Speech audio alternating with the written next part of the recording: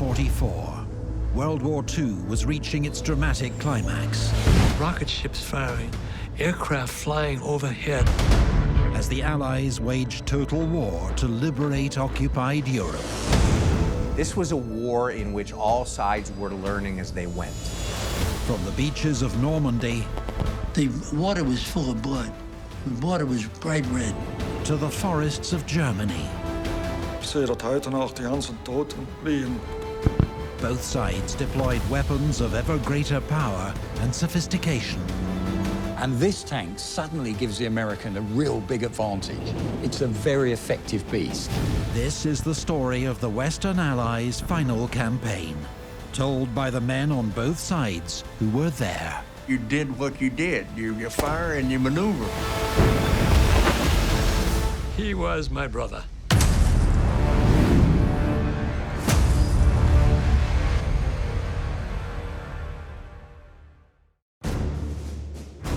On the 6th of June 1944, Allied sea, ground and air forces came together to launch the largest amphibious assault in military history, codenamed Operation Neptune. It took 18 months of massive planning efforts, but what's known as the longest day came at a cost, with thousands of casualties on both sides. This is the story of D-Day, the beginning of the end of the war in Europe.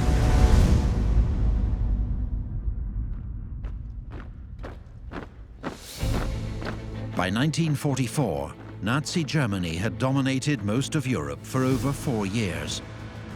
But now, World War II was starting to swing in the Allies' favor. In the Mediterranean, German forces had been chased out of North Africa and were dug in across Italy. And on the Eastern Front, in Russia, they'd suffered disastrous defeats at Stalingrad and Kursk, and now struggled to hold back Stalin's Red Army. While the defeat of Germany's feared U-boats allowed US troops and supplies to pour into Britain, ahead of a much-anticipated Allied invasion of Europe. The question now was how to win the war. To win the war, Stalin had argued very strongly for the opening of a second front. Since 1941 and the invasion of the German forces into the Soviet Union, the Soviets had actually taken the brunt of the fighting. About 80% of the German army were fighting in the east. And this is why Stalin urged the Western Allies to open a second front, to basically relieve some pressure of the Eastern Front and give the Soviets some breathing space, so to speak. Churchill and Roosevelt agreed that the Second Front would be launched in summer 1944. And the person they wanted in charge to coordinate the Allied nations was American General Dwight D. Eisenhower. General Eisenhower was appointed Supreme Commander of the Allied Expeditionary Force in Europe. He had never seen frontline combat, but Eisenhower was an exceptional military planner with an instinctive grasp of modern warfare. Eisenhower's abilities would be tested to the full as he took on responsibility for the single most important Allied operation of the war. The first dilemma: where to land? The obvious choice was Pas de Calais, just 20 miles from England and the most direct route to Germany. Which was why the Germans had concentrated their beach defences and troops here. So they turned instead to Normandy.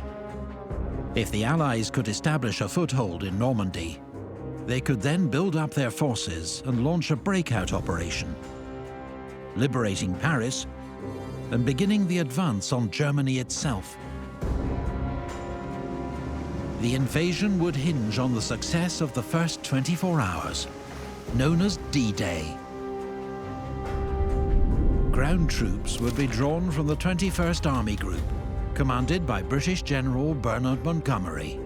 7 British, US and Canadian infantry divisions, 3 armoured brigades, and 3 airborne divisions were earmarked to spearhead the operation. The divisions with which the Allies were to fight the Battle of Normandy and the rest of the 1944-45 campaign were a mixture of veteran formations which had fought in some cases from Egypt and North Africa and then through Italy. And with them, there were divisions going into action for the first time. 18-year-old Frank Rosier was a private serving with 2nd Battalion, the Gloucestershire Regiment. A London boy that had survived the Blitz, he lost his eye after 3 months in battle. This is my first time in action, and there is a period of, we're not playing cowboys and Indians in the wood, this is the real thing. Wally Harris was a craftsman and one of the founding members of the Royal Electrical and Mechanical Engineers. We felt privileged to think, well, we've been chosen to lead the assault, and everybody was chuffed. While Edward Shames had just been promoted to Staff Sergeant of the 101st Airborne ahead of the landings. If you weren't scared, you were crazy. Of course, there were a lot of crazy guys, including me, but we were still frightened, I'm sure. By 1944, the Allies had won the battle for air and naval supremacy. Now, US 8th and 9th Air Forces and Britain's 2nd Tactical Air Force stood by to support the landings, nearly 6,000 aircraft in total. From the sea, 5 battleships, 23 cruisers and 105 destroyers would bombard German defences before the assault craft landed. By spring 1944, there were 3 million Allied troops in Britain preparing for the invasion. Each division was given a designated staging area in southern England as vehicles, weapons and supplies poured in. Units earmarked for the invasion trained relentlessly, but details about the landings, codenamed Operation Neptune, remained top secret. We never had any information at all. Where we were going, we didn't have any pictures of an L where we were going to land or anything at all. No information at all. All right, they might have given it to the officers, but we, other ranks, we never knew a damn thing. While their own soldiers were kept in the dark, the Allies launched what's been called the greatest deception plan in history, to fool the Germans about the landing sites. To deceive the Germans, the Allies set up Operation Fortitude. They created an entire fake army in England aimed at the French port of Calais. Calais was the closest deep water port in France to England, and it was a natural spot to invade. The Germans thought the Allies were coming to Calais, and Operation Fortitude convinced them of it. Ken Sturdy, a veteran of Dunkirk, found himself at the heart of the ruse to deceive the Germans. When we arrived there were dummy tanks made of rubber. There were dummy landing craft made of canvas and wood. All along the seafront at Dover were tents with big red cross painted on them to look like hospital tents. There were army signallers, RAF signallers. We deliberately aimed our antenna across the channel to Calais, and all the traffic, and it went on for about 2 weeks or so, we knew was phony, but it gave the impression that there was very large contingent gathering ready for the invasion. Eisenhower knew the Allied deception plan was crucial, because if the Germans were ready and waiting, D-Day could turn into a costly disaster, with tragic consequences for millions. On the evening of the 5th of June 1944, hundreds of Allied aircraft took off, bound for the Normandy coast. Operation Neptune, the Western Allies' invasion of Europe, was underway. In the first phase, 24,000 men, arriving by parachute and glider, would be dropped on both flanks of the invasion zone. The US 82nd and 101st and the British 6th Airborne Divisions were to seize key bridges, road junctions, and hold off German counterattacks. While shortly after dawn, US, British and Canadian infantry divisions would land at 5 beaches along 50 miles of coast, codenamed Utah, Omaha, Gold, Juno and Sword. When the beaches were secure, tanks and infantry would push inland, relieve the airborne troops, and prepare to resist the expected German counterattack. What paratroopers hadn't been told was that their units were expected to take 50% casualties. On the way in, they'd be highly vulnerable to German anti-aircraft fire. Carl Beck had lied about his age to join the army at 17. A year on, he was about to go into action for the first time. We picked up 20mm fire as we came over the coast.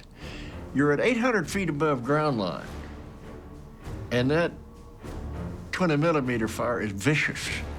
If you're ever in an airplane that gets hit, and I hope you never are, it sounds like your head's in a bucket and somebody's pounding on the bucket. As they neared their drop zones, heavily laden US paratroopers waited for the signal to jump. We were ready for the green light, and we would get ready to shuffle out, and they had to shuffle because these guys, they could hardly walk getting out of that door because of the weight that they were carrying. The airborne forces were to be dropped behind enemy lines, where they would be cut off from support, sometimes for several days. This meant they had to take everything with them. Of course, the gear weighed about 150 pounds that I put on to get on that plane with the parachute. Everything we could possibly have, grenades, weapons, maps, the whole works. And some guys had mortars, 81mm mortar plates that they jumped with, machine guns, everything. Taff Gillingham is an expert in the equipment of the ordinary soldier. This is the uniform and equipment worn by the American airborne forces that jumped in Normandy in 1944. So they had a purpose-built jumpsuit designed specifically for the airborne forces. They carried gas masks with all the equipment that went with it. The chaps all carried these, which were anti-gas brassards. They were hooked on, this loop went through the shoulder strap, and they were painted with a special treatment so that in the event of poison gas being in the air, they'd turn red. So you would have an instant warning of poison gas. The equipment was the standard American fighting rig with ammunition pouches specifically depending on role. So in this case, these carried ammunition clips for the M1 Garand rifle. And this was actually a very good piece of kit because unlike most other armies who had bolt-action rifles, the M1 was semi-automatic. So what that meant was that you could fire 8 rounds straight off and then it would spit the clip out at the end while everybody else was still working their bolts. So the bayonet for the rifle, carried in a scabbard on the belt, was obviously for that moment when everything else was getting to the point when you'd run out of ammunition and you needed something just to finish the job. The heavily encumbered airborne soldiers had now reached their jump points. Our routine training called for us to get a 20-minute red light, but all we ever got was a bell. And a bell just means unass this airplane. So the jump master threw the bundle out, and out we went. Have you ever been to one of these places where they have fireworks at night? Well, that's what we jumped in. As a matter of fact, you could hear the stuff and see the stuff going through your parachute because there were tracers all around. We were going very fast, very low, 1.5 oscillations and slam into the water. So that was an exhilarating experience there to get us going. John Marr was one of many who landed in fields flooded by the Germans. Dozens drowned under the weight of their equipment. Others dropped straight into German-held villages, where one American, according to an eyewitness, had a remarkable escape. Dann ist der eine ja hängen geblieben am Kirchturm.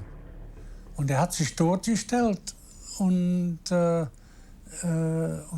deswegen haben sie den nicht bemerkt. Ne? Many who survived the jump landed miles from where they were supposed to be. John Marr made landfall around 2 a.m. The first objective was to find my platoon and the equipment bundles and get organized and go fight as a platoon. That didn't happen. We were the worst scattered regiment in the entire drop of 2 divisions. Things had gone better for the British 6th Airborne. On the invasion's east flank, in an extraordinary feat of glider piloting, a small detachment landed alongside 2 vital canal bridges and quickly captured them. Reinforcements then flew in to help defend these crossings against German counterattack. Glider pilot Bill Higgs made a dangerous approach into his landing zone. The Germans weren't daft. They put posts in to stop us landing. And I hit one of them halfway through and the wing and knocked my right-hand starboard wing right off. But I was down all right, yeah. Although the bridges were taken in a lightning assault, airborne troops were soon under pressure, defending against determined counterattacks. It was crucial they held out until the troops arriving by sea could reach them. Men now preparing to take on a formidable chain of beach defences, commanded by one of Germany's most brilliant generals.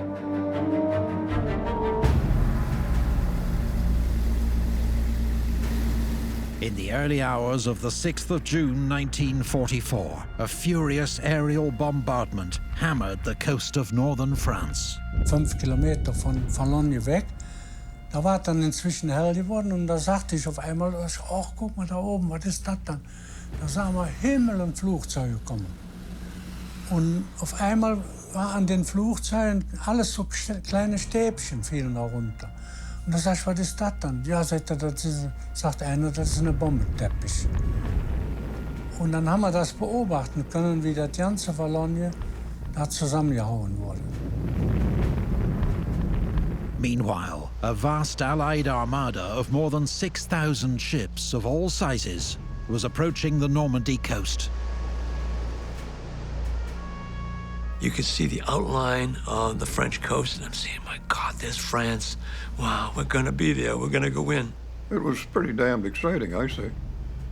I felt pretty good about the whole thing. Hitler knew an Allied invasion was coming that summer, and that northern France was its most likely destination. Therefore, he'd entrusted its defense to one of his most brilliant and charismatic commanders. Field Marshal Erwin Rommel won a reputation as one of Germany's most gifted generals during the defeat of France in 1940. While in North Africa, his cunning against the British won him the nickname the Desert Fox. Erwin Rommel's one of the most famous German generals of World War II, and he was a spectacularly effective general in North Africa. His great strength was the ability to maneuver, to manipulate, and to move quickly before the enemy could react to what he was doing. Rommel war für uns wie ein, ich möchte mal sagen, wie ein Vater. Der hatte ein Gefühl für seine Soldaten. Ne? Der war wirklich, also der war sehr, sehr jovial, ne? Sehr. Rommel was famed for bold, aggressive action, but now he faced a very different challenge.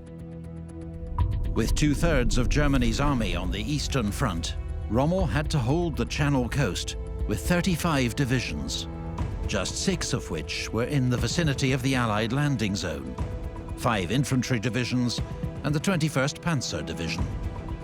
But many units were undermanned or considered unreliable. They were either static divisions made up of old men or young men or Soviet deserters or other troops the Germans didn't quite trust, or units that had come from the Eastern Front, worn down by the fighting.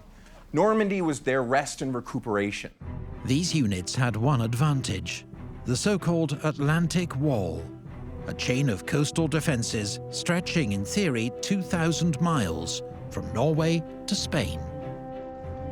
Hitler personally appointed Rommel to improve the Atlantic Wall defences in preparation for an invasion. Rommel believed that the only way to stop the Allied invasion was to hit it when it was most vulnerable, the moment of coming ashore. So he made strengthening beach defences his top priority. Under his watch, 3 times as many mines were laid, and 500,000 beach obstacles put in place. The number of heavy guns protected by covered concrete emplacements was also greatly increased. But in most places, the wall was far from the impregnable fortress of Nazi newsreels. As soldiers such as Hans Heinze found out. Und vor der Küstenstraße war ein sogenannter Schützengraben, so nach der Manier angelegt, wie vielleicht zu Zeiten des alten Fritzen, so zack, zack, zack. 3/4 Meter tief allerhöchstens und so alle 20 Meter war irgendeine Stahl- oder Blechkuppel. Und dann sind wir da rein und da haben wir gesehen, in dem einen war ein belgisches MG, in dem anderen war ein tschechisches MG. Wir haben uns nicht die Zeit genommen, überhaupt festzustellen, ob da auch die nötige Munition dazu da war. Und vor diesem Schützengraben war ein Drahthindernis. Und aus irgendeinem Grund hatte mein Kommandeur damals lange Hosen an. Wir sind darüber, da hat sich die Hosen nicht zerrissen. Das war der Atlantikwall, den wir da kennengelernt hatten. The most powerful German units in France were the armoured or Panzer divisions. Rommel wanted these stationed on the coast, but he was only given 3. The rest were held back as part of a strategic reserve, which could only be used with Hitler's approval. The 2 most important generals in the Western Theater, von Schweppenberg and von Rundstedt, were reluctant to release the panzers and wanted to keep them as a mobile reserve near Paris. But Erwin Rommel had experienced Allied air power in North Africa, and he knew that keeping the reinforcements so far away from Normandy would mean that they would get cut to pieces when they did eventually try to move up to the front. Allied soldiers tasked with breaching Rommel's new defences began transferring to landing craft. Rough weather, which had already forced Eisenhower to delay the invasion by 24 hours, made it a hazardous operation. The boats were going up and down, you know, the big boat and the landing craft. So you had to watch yourself or you get your feet caught between the 2 boats and you get injured. And actually, some people fell into the water and drowned. When we were lowered over the sides of the ship with davits and ropes, when the little boats hit the water, they were thrown around like matchsticks. The English Channel happened to be 15-foot waves on D-Day. So we were all soaked with the icy cold English Channel. And being that the LCAs had very low sides, the water was coming in, the bilge pumps could not get rid of the water. So we had to take off our steel helmets and bail out the water in order to stay afloat. As dawn broke, Allied soldiers in the landing craft witnessed an awesome display of firepower to soften up the enemy. The battleship started bombing, and I'm saying, my God, what is going on? This is incredible, guys. You know, I hope to God I live long enough to remember it so I can tell somebody about it. Franz Goerkel, a soldier with 716th Infantry Division on Omaha Beach, had hoped this moment would never come. Kam der Kamerad, der Wache hatte, und rief in den Bunker rein, Alarm, Alarm. Und dann haben wir uns umgedreht, haben den ausgeschimpft und haben gesagt, lass uns in Ruhe, wir wollen mal schlafen. Und dann dauert es nicht lange, kommt ein Unteroffizier von uns in den Bunker rein und brüllt dann richtig rein und schreit, Kerls, jetzt wird's aber ernst. The big guns were shooting the targets way far in, and all we could hear was a shoo. Due to local tides, US landings began at 6:30 a.m., 1 hour ahead of the British and Canadians. At Utah, landing craft carrying troops of the US 4th Division landed in a weakly defended stretch of coastline. and was soon advancing inland with just 197 casualties. But off Omaha, things quickly began to go wrong. Here, the beaches were held by experienced German troops from the 352nd Infantry Division, and the preparatory bombardments had failed to dislodge them. US bombers, nervous about hitting their own ships, dropped their bombs far inland and missed the beach entirely, while thousands of rockets fired from landing craft fell harmlessly into the sea. Not one rocket shell fell among the dam or hit the beach line. They all dropped off into the water. As the landing craft, carrying 1,450 men of the assault wave, neared the beach, they started taking heavy fire. The eastern half of the beach was assaulted by the battle-hardened 1st Division, the Big Red One. When we came off of that boat, I lost one man alongside of him. My radio man was hit. I believe killed, because the radio itself, which was on his back, was hit, which means that the bullets would have had to come through him to get to the radio. I can remember looking at him, and as I stepped over him, and at that point, I didn't hesitate. I had already told the men, when the ramp went down, I turned around and yelled at my 2 squad leaders that were behind me, go straight in. You could hit a machine gun bullets going off the ramp, you know, because the Germans were traversing like this, hitting all the boats coming in. I didn't get but about 20 or 30 yards when the bullets were hitting around me on my feet, and there was an obstacle there that I made for. And I went down on one knee behind the obstacle for a short time, but just for seconds, because one bullet in one instance actually hit the steel. The western half of the beach was assaulted by men of the untested 29th Division.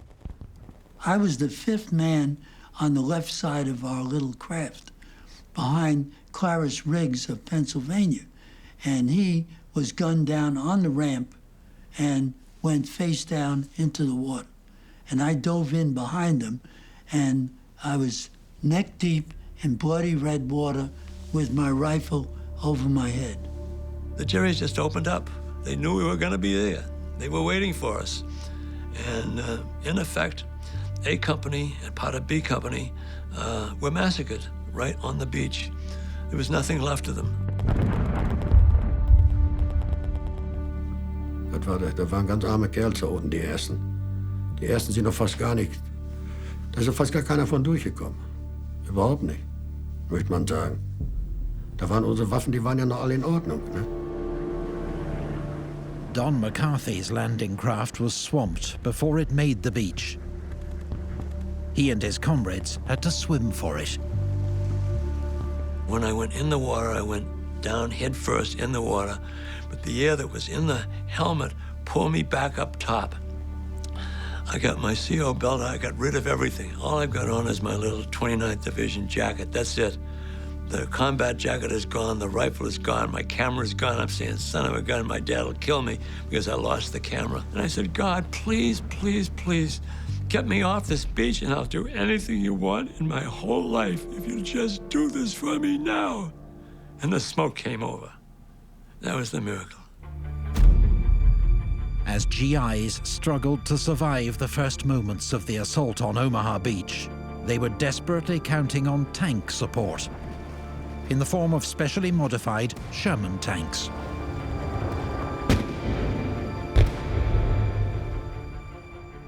This amazing object is actually a DD Sherman tank. It's a tank that floated. The whole problem was, for the Allies to invade the German beaches, we were going to need tanks very, very quickly to support the infantry. If you put all your tanks in one landing craft and they go ashore and that landing craft is hit, they all get sunk. If you can spread the tanks out, let them float ashore, then you're spreading your risk. And so they developed the Sherman, and they call it the Sherman DD, duplex drive using something called displacement. You put a canvas screen, like we've got on this model here, around the outside of the vehicle, and it actually displaces enough water that you can float a 30-ton Sherman tank. The idea being the tracks can take you across the land, but in the water, they actually add propellers to the back of the vehicle to take it through the water and get onto the beach. For the Germans, there's accounts of them thinking these tanks, as they're coming to shore, are just canvas boats. And suddenly that screen drops and there's a 75mm gun of a Sherman tank pointing at them. And so that fear factor and the shock factor as well of those tanks coming ashore has an impact on the German defenders. On Omaha, American commanders insisted on launching the DD tanks 3 miles out, into rougher seas than anything they'd trained for. The consequences were disastrous. The water would come up to roughly where that black line is, and it's got about a 3-foot freeboard. It was considered safe to go in waves of up to a foot high, but nothing much higher. 27 out of 29 tanks sank in 6-foot waves. And with only 2 of the tanks making it to shore, whole squads of infantry were mown down as they tried to cross 80 yards of open beach. With US troops at Omaha pinned down and taking heavy casualties, at 0730 hours, British and Canadian landings began at Gold, Juno and Sword. Royal Marine Commando Vincent Horton, who had already dodged bombs and bullets in Italy and Africa, knew only too well the dangers that lay ahead. You never expect to survive. You always take the assumption that the first in are going to take the casualties. As the landing craft began their approach, the success of Operation Neptune hung in the balance. Another disaster like Omaha, and the entire invasion could be headed towards catastrophe. I see a boat get a direct hit, and you can see all the bodies going up in the air, and I don't think anyone lived out of that lot.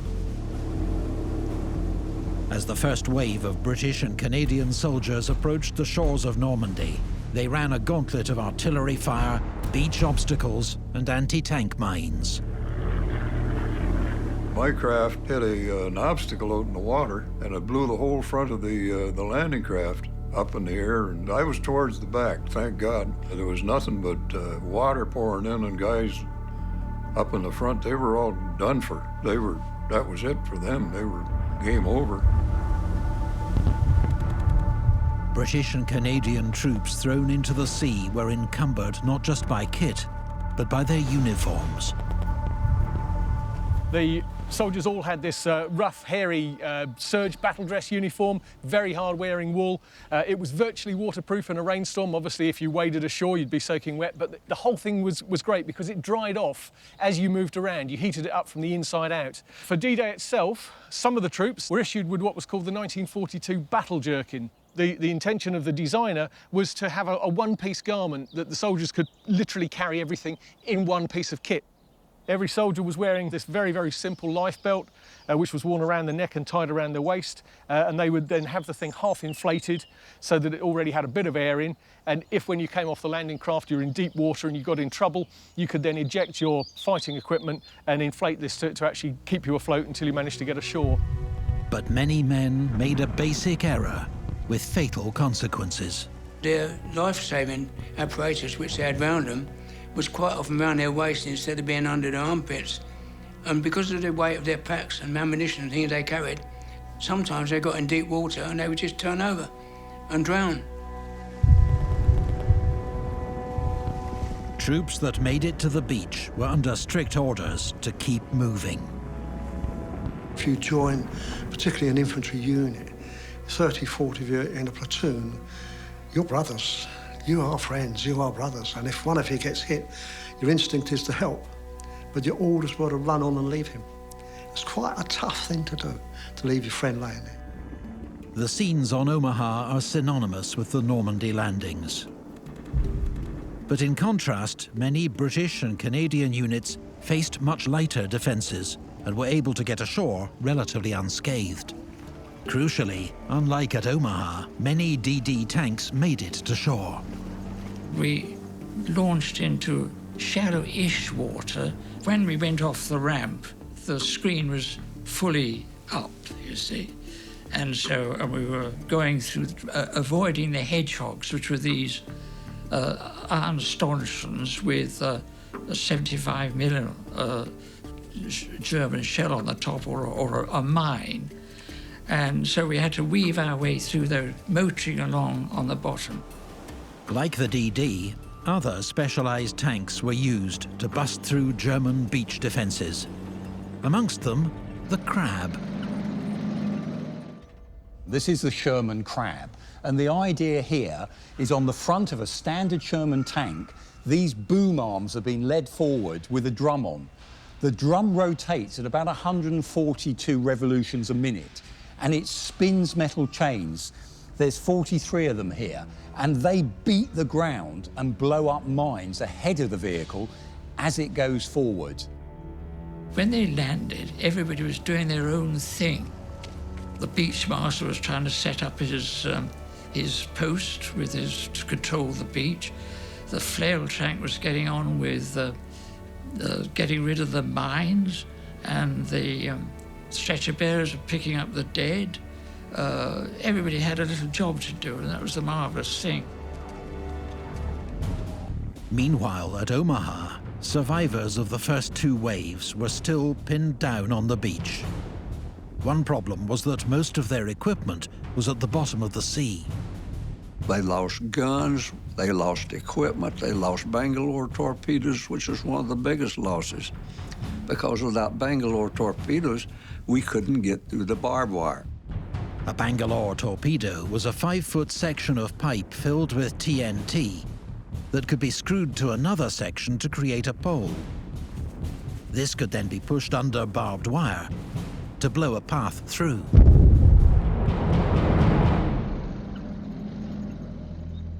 Sergeant Reynolds found himself alongside one of the few men on the beach still carrying his torpedo. He gets to the top of the shingle bank, and he slides it across the top of the shingle bank where the barbed wire was. The man took the second section of the Bangalore, clipped the two of them together, stuck a fuse into the end of the Bangalore, pulled the cord, which was the igniter, and got back away from the torpedo.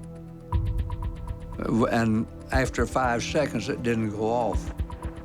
So anyway, he crawls right back up without any hesitation, takes the bad fuse ladder out, puts another one in, look back to see if he can back up, pulled the fuse ladder and started backward and only made just one little shove backwards. But he was killed by either machine gun or rifle fire before the Bangalore went off. My face is this close to his, and he's looking right into my eye when he died. And he died by just, he had a look in his face that to me at the time was pretty much like surprise. And he just closed his eyes and dropped his head. Now, this all happened in about 5 seconds' time, and then the Bangalore torpedo went off. Of course, it blew a hole in I was up immediately and through that barbed wire. Harley Reynolds was the first man in his sector to make it through the wire and up the bluffs. Along the beach, small groups of men fought their way out of the killing zone and onto the ridge that overlooked the beach. One inspirational figure that morning was the 29th Division's Assistant Commander, Brigadier General Dutch Cotter. Norman Dutch Cotter was a career soldier and West Point graduate who preferred to be in the field with his men than sat behind a desk. On D-Day, he came ashore at Omaha with the second wave, and at 51 may well have been the oldest man on the beach. As an amphibious warfare expert, he'd warned that Omaha would be tough. Seeing the chaos that had engulfed the first wave, Cotter rallied survivors and personally led a charge through the wire to restore momentum. In some sectors, Navy destroyers came to the rescue, blasting German positions from close range. The only thing that saved us was this U.S. Navy destroyer, the USS Frankfurt, came in real close without running aground and started banging away at the hill. The skipper saw puffs of smoke. He figured it was machine guns firing, so he suppressed the fire up on the top of the hill. And that's what allowed us to get through the exit and get on up the hill. US troops were in no mood for mercy. Although grievously wounded, Hal Baumgarten had fought his way into the German defenses. We got to a machine gun nest with about 5 Germans in it, and they were holding our advance off. These guys wanted to surrender, but we had one Ranger with us, and he had his submachine gun, and he emptied his submachine gun into these Germans. I wouldn't fire at anybody like that, but this Ranger was so, he had lost so much men on the beach, he just went wild. On each landing beach, Navy officers were tasked with keeping the invasion moving. The way that man was acting, he was cool as a cucumber, just standing there, shit. Come on, get off the beach, get off. And chasing him off the beach as though he was in the middle of the road or school crossing. As units did start moving inland, German strongpoints, snipers and minefields slowed the advance to a crawl. On the invasion's western flank, American units advancing from Utah made contact with airborne forces. For Lieutenant Frank Gregg and his platoon of paratroopers, it was just in time to lend much-needed assistance. I heard tank coming up behind me. I looked back and it was one of our tanks that had coming over the beach. So the lieutenant rolled his tank up there and he yelled down at me, "Hey, Lieutenant, I got 30 minutes of fuel left in this thing. What can I do to help you?" I said, "You see that road junction right up there where that firing is coming from?" He said, "Yes." I said, "That is my colonel wants me to capture that road junction and hold it. So if you could help us out, sure appreciate it." He says, "Okay." He says, "I'll throw a 75 millimeter shell in there and should quiet them down." So I said, "Good." He cut loose a 75, it went bang right into the position. With each hour that passed, the Allied foothold in France became more secure as reinforcements poured ashore from landing craft and ships. The feared German counterattack had yet to materialize. But German panzers were finally on the move, their orders to drive the Allies back into the sea. Rommel had insisted that the Allies had to be defeated on the beaches in the first 24 hours. But no major German counterattack had yet been launched. Disastrously, Rommel himself was on leave in Germany, having been assured by weather experts that an invasion was impossible that week. As he raced back to France by car, the German Panzer Reserve sat idle all morning, because the only man who could authorize its use, the Führer, remained wary of Allied intentions. The main reason that people always hear, and that you can find in every literature and in a lot of films, is the fact that Hitler slept through the attack and no one dared wake him up because he was a man who liked to sleep very long. There is some truth to that. However, there are also pure military reasons as to why the counterattack hadn't launched. The main reason for that is that the Germans were actually still expecting a second bigger and major invasion somewhere in the Pas-de-Calais area. So because of that, they kept back their strategic reserve because they regarded in the early hours of the D-Day landings, the D-Day landings only as a diversionary attack. At the high command level, at Rommel's level and farther up, the Germans spent the whole day dithering about what to do and let go a prime opportunity to drive the Allies back into the sea. It was left to General Marx, commanding the 84th Infantry Corps in Normandy, to take charge of the situation. General Erich Marx was a highly skilled staff officer who'd taken part in the German invasions of Poland and France, and helped plan Operation Barbarossa, the invasion of the Soviet Union. As a division commander on the Eastern Front, he'd lost a leg in combat, but remained in the army, winning promotion to General of Artillery, and in 1943 being given command of the 84th Infantry Corps in Normandy. D-Day, the 6th of June, happened to be his 53rd birthday. Marx ordered his strongest available reserve, the 21st Panzer Division, to make a counterattack. His final words to its officers: "If you don't succeed in throwing the British back into the sea, we shall have lost the war." In this situation, General Marx unleashed 21st Panzer Division. The 21st Panzer Division was his iron fist that he had in the Normandy area. The other German divisions were all of particularly low quality, one or two exceptions perhaps, but the other reserves were about 120 kilometers behind the beaches, and it would take some time to bring these up to engage in the fighting, not least because of attacks by French partisans, also by attacks by the Allied Air Force, so they understood these things would take time. At 4 p.m, lead units of the British 3rd Division advancing from Sword Beach through woods and hedgerows reported German tanks on the move. At this stage, the greatest threat came from the workhorse of the German armoured divisions, the Panzer IV. The Panzer IV is a hugely effective tank, and they make over 8,500 of them during the course of the war. It starts its life as being an infantry support vehicle designed with a short-barreled 75mm gun, but Hitler insists it has a long-barreled, high-velocity 75mm gun fitted to it. Very effective for knocking out enemy tanks, and the other great thing about the Panzer IV is they were able to upgrade it when it was in service. One of the reasons the Panzer IV was considered such a successful and well-designed tank was about the crew ergonomics. If we look inside, the commander's position is actually right in the middle of the turret.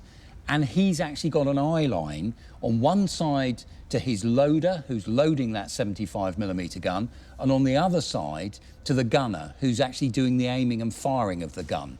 He can actually just about see through to the front of the tank, where we've got the driver and the radio operator. And why that's important, in the stress of battle, if you talk to veterans, that idea of a wink, a smile, a firm order at the right time, a calming voice, that can be just as important as the technology that you've got around you.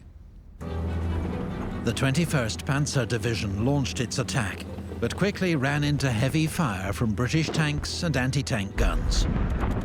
By 9 p.m, a handful of Germans had fought their way to the Channel coast, just in time for an awesome spectacle.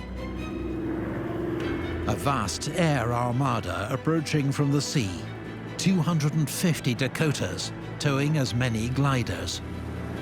This was Operation Mallard, the arrival of the British 6th Air Landing Brigade, to reinforce the earlier airborne landings. Out to sea, the sky was black with aircraft, as they say, and you could see there would look like hundreds of planes coming in towing gliders.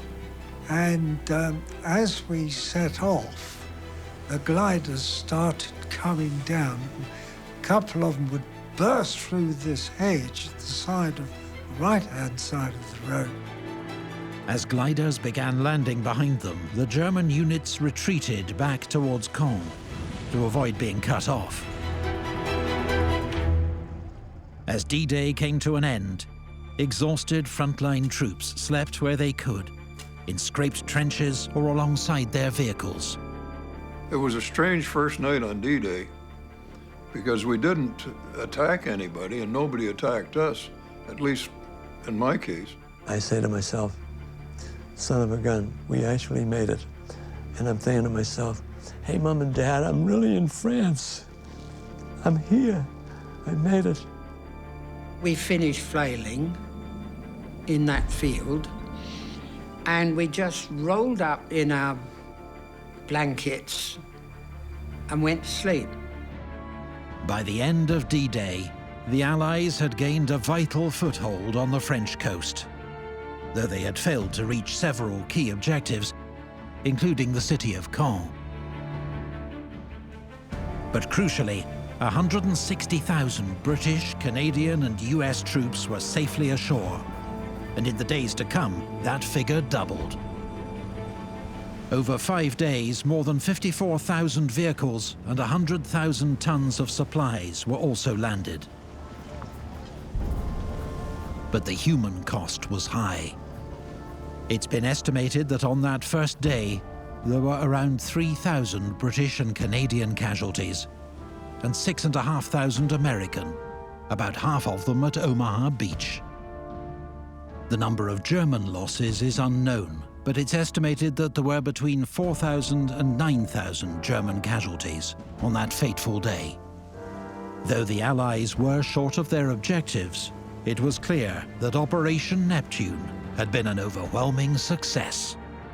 In crossing the Channel and breaching the Atlantic Wall in a single day, the Allies had overcome the greatest obstacle standing between them and Nazi Germany. But for all the horror and heroism, D-Day was the first day in a bloody 3-month battle for Normandy, and only the beginning of a long and grueling road to victory in Europe.